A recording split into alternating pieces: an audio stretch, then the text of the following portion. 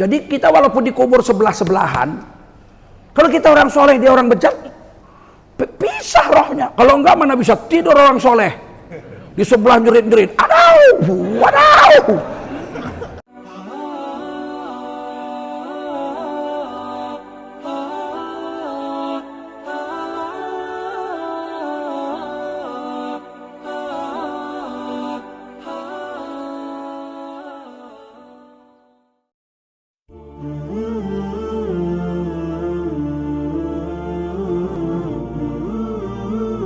Nabi dalam hadis Sahih Muslim, la taqumus sa'ah hatta la yabqa ala wajhil ardi man yaqulu Allahu Allah.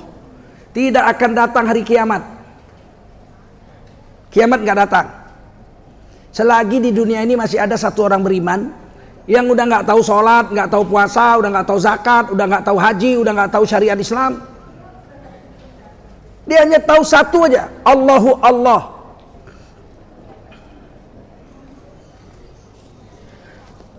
Alhamdulillah. Dia mengucapkan Allah, Allah, Allah, Allah, ya Allah, ya Allah, ya Allah. Tetangganya sudah nggak ada yang Islam. Seluruh dunia udah nggak ada yang Islam. Tetangganya nanya, siapa? Apa itu Allah, Allah itu? Dia bilang, saya nggak tahu. Yang saya tahu dulu nenek saya kalau kaget bilang Allah, ya Allah. Kalau senang, ya Allah. Kalau sedih, ya Allah. Pokoknya saya tahu itulah namanya Tuhan. Bagaimana nyembahnya, bagaimana aturannya saya udah nggak tahu. Tinggal begitu mutunya. Orang Islam yang satu-satunya yang hidup orang beriman tinggal kayak gitu mutunya. Kata Rasulullah dalam hadis Sahih Muslim, kiamat nggak datang. Allah masih menghormati alam jagat raya semesta ini ketika masih ada satu orang beriman di atas bumi. Orang itu tinggal di padang Arafah. Waktu itu padang Arafah pohon kayunya udah besar-besar, rumput sudah hijau, air sudah mengalir jernih. Nah itu pasti terjadi, Rasul yang bilang. Satu hari dia sedang menggembala kambing, datang singa. Mau mengambil kambingnya, dia melawan dengan tongkatnya, dia berkelahi dengan singa, dia luka-luka. Hari itu dia mati karena lukanya. Hari itu orang beriman satu-satunya yang hidup di padang Arafah itu mati. Pada hari itu juga Allah perintahkan malaikat sangkakala, malaikat Israfil untuk meniup sangkakala dan hancur binasalah seluruh alam semesta tanpa bekas. Jijik Allah lihat alam semesta ini kalau nggak ada orang beriman. La taqumus sa'ah illa ala syirarin nas. Kiamat tidak akan datang menimpa kecuali hanya manusia-manusia bejat yang kafir saja yang kena azab kiamat itu. Begitu harganya orang beriman di sisi Allah.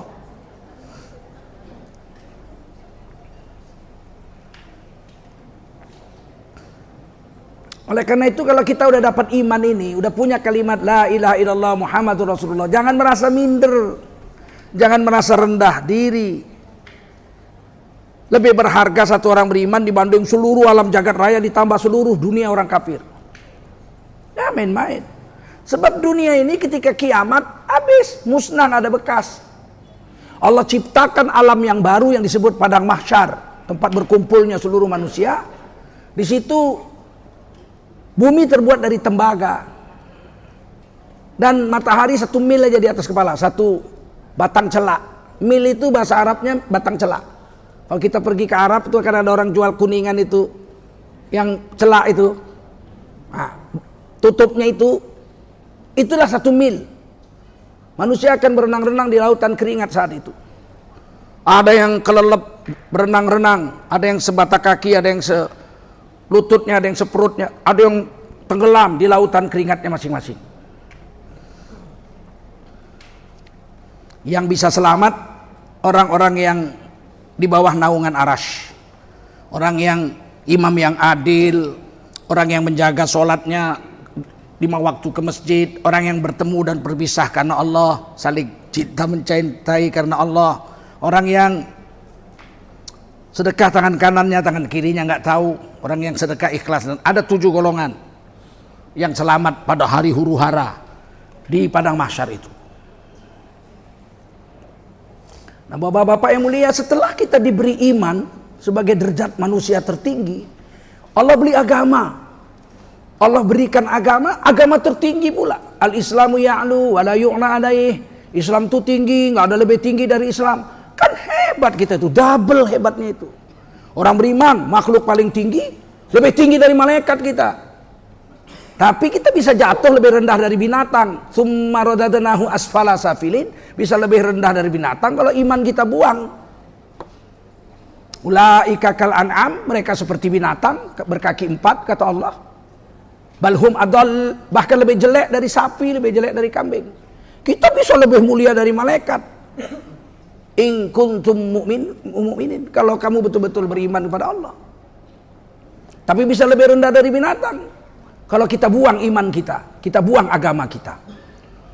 Begitu terangnya ajaran Islam itu. Orang beriman paling tinggi derajatnya. Agama Islam paling tinggi derajatnya. Dua double. Beriman paling tinggi, memakai agama yang paling tinggi. Bagaimana mulianya orang beriman. Apalagi orang beriman itu umat baginda Rasulullah Muhammad sallallahu alaihi wasallam. Tidak boleh umat-umat dulu masuk surga. 124.000 nabi dan rasul, 313 rasul, 25 rasul pilihan, 5 rasul ulul azmi, 1 imamul anbiya wal mursalin, dan semua umatnya tidak boleh masuk surga sebelum Nabi Muhammad dan umatnya masuk surga. Kalau umur-umuran, banyakan umur umat Nabi Nuh, mereka 900 tahun umurnya. Kita berapa? 60, udah sampur stroke. Sekarang masalahnya kenapa kita duluan masuk surga dari mereka? Kita umat terbaik. Kita nggak main-main. Kita umat terbaik dibandingkan dulu. Kenapa? Karena umat dulu hanya ibadah, tidak dakwah. Yang dakwah hanya nabinya, rasulnya. Sedangkan kita umat Islam, umat ibadah dan umat dakwah. Nggak boleh ibadah aja kita mesti mengajak orang lain. Kalau kita sholat bagus, anak kita nggak sholat, kita bertanggung jawab atas ketidaksolatan anak kita itu. Saya zikir, habis sholat zuhur pulang ke rumah zikir sampai nangis-nangis. Tiba-tiba dengar suara organ tunggal. Iwak peyek, iwak peyek. Agak kanan, agak kanan, agak kanan, dan agak kanan, agak kiri, agak kiri. Saya zikir, subhanallah, subhanallah. Lari-lari anak saya, pak, mama joget pak. Sama itu tukang ojek yang kumisan itu suara mama tuh yang nyanyi ke kanan, agak kanan, agak kanan. Terus saya bilang, hehehe, mamamu memang begitu nak. Subhanallah, subhanallah. Saya nggak berpahala dengan zikir saya. Saya berdosa dengan zikir saya. Sebab membiarkan istri saya dijogeti orang. Saya harus datang ke tempat itu, tarik istri saya pulang, berhentikan zikir. Sebegitu tingginya umat Rasulullah SAW. Bukan umat ibadah kita umat dakwah, mencegah yang mungkar. Istriku pulang, kamu nggak boleh joget sama si kumis itu. Kalau mau joget sama saya. Begitu. Saya nggak mau, saya mau joget sama si kumis. Ku ceraikan kau, ku cari bini baru. Gitu. Kawin kau sama si kumis, aku kawin sama yang lain. Buat apa ku pertahankan Astuti? Astrea tahun 73, jalan aja udah bengkok. Lebih bagus ku beli Mio baru sekali loncat, ingat gitu, loncat. Kita umat dakwah, bukan umat ibadah saja kita. Kalau ibadah kita kalah dengan umat Nabi Nuh, betul nggak? Kalah dengan umat Nabi Ibrahim, umur mereka panjang-panjang ratusan tahun. Kita selain ibadah, kita umat dakwah. Mereka nggak. Istri Nabi Lut kafir, Nabi Lut nggak masuk neraka. Memang begitu zaman itu.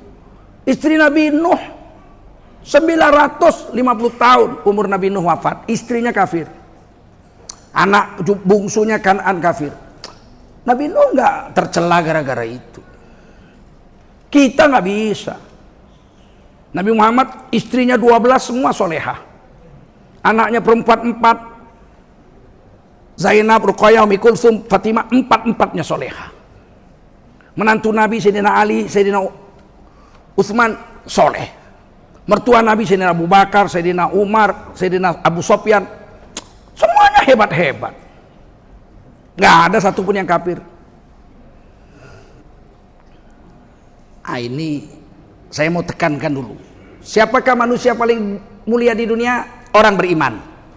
Agama apakah paling mulia di dunia? Agama Islam. Innad dina indallahil Islam. Kalau udah begitu kan kuat sekali kita. Iman diperiksa di kubur, amal diperiksa di akhirat. Kita orang beriman, iman diperiksa di kubur. Gagal pada pemeriksaan iman, kita disiksa oleh siksa kubur. Berhasil pemeriksaan iman, kubur kita meluas sejauh mata memandang. Saya sering naik kapal terbang tuh kalau ke Pekanbaru. Saya tunggu betul pilot bicara. Sebelum terbang dia bilang, para penumpang sekalian, kita akan terbang dengan ketinggian 31.000 kaki menuju Pekanbaru. Sejarak perjalanan kita menempuh waktu 1 jam 20 menit dan jarak pandang 10 km. Wah, jarak pandang 10 km. Pernah kebakaran hutan, jarak pandang hanya 200 meter, penerbangan dibatalkan. Kita turun lagi. Jarak pandang 200 meter. Tapi kalau jarak pandang 10 km, berapa jauhnya bisa kita lihat. Kubur orang beriman meluas sejauh mata memandang. 10 km lebarnya, alam barzahnya. Rumah kita aja RSS. Rumah sangat sederhana sekali sehingga selonjor saja pun susah. Kita dapat kubur lebarnya seluas mata memandang. Dan kita tidur di atas sebuah karpet firash minal jannah, diambil karpet dari surga. Kita di alam barzakh, bukan di dalam kuburan itu. Itu cuman jasad kita ditaruh di situ. Ruh kita diletakkan di alam barzakh. Kalau kita orang soleh, namanya illiyun. Wa ma adraka ma illiyun, kitabum marqum. Kamu akan diletakkan di sebuah alam barzakh yang namanya illiyun, khusus orang-orang soleh. Kalau kita mati bejat, apalagi mati kafir, ruh kita diletakkan di alam barzakh yang namanya sijjin. Wa ma adraka ma sijjin, kitabum marqum. Sijjin itu tempat kumpulnya ruh-ruh orang bejat di alam barzakh menunggu kiamat. Jadi kita walaupun dikubur sebelah-sebelahan, kalau kita orang soleh, dia orang bejat, pisah rohnya. Kalau enggak, mana bisa tidur orang soleh di sebelah jerit-jerit, waduh. Mana bisa orang soleh hidup tenang di alam barzakh kalau di sebelah kuburnya itu mempengaruhinya. آمين يا الله يا رحمن يا رحيم أنت الجواد العليم وأنت نعم المعين.